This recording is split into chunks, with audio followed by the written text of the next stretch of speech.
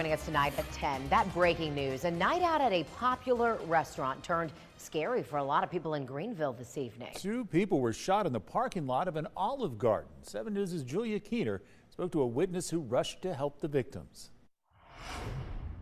The Greenville Police Department tells us 2 victims were shot here in the parking lot of Olive Garden off of Lawrence Road. We spoke with a couple who tells us they saw the entire thing.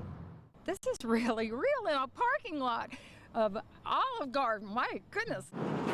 The Bills tell us as they were walking into the restaurant a little after 5 p.m., they heard gunshots. It was a pop, pop.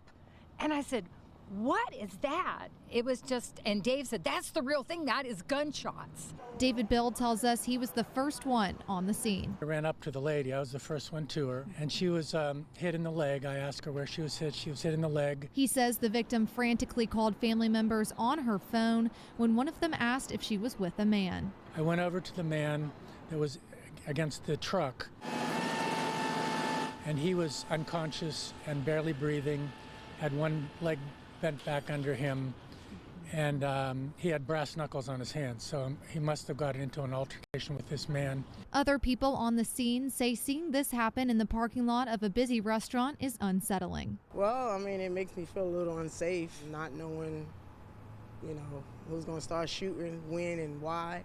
The Greenville Police Department says from what they know now, they believe the shooter knows the 2 victims, and this was not random. After he shot, he got in his car, drove right past here, and I caught most of his license plate number, told the police, and the type of car. Bill says the car was a light gray Honda Accord. Olive Garden did stay open to customers even as law enforcement collected evidence in the parking lot. Managers of the restaurant declined to comment. As of now, the Greenville Police Department tells us there is no threat to the public, but that this is still an active investigation. In Greenville, Julia Keener, 7 News. We have not learned the condition of the victims, but we do know the coroner was not called to the scene.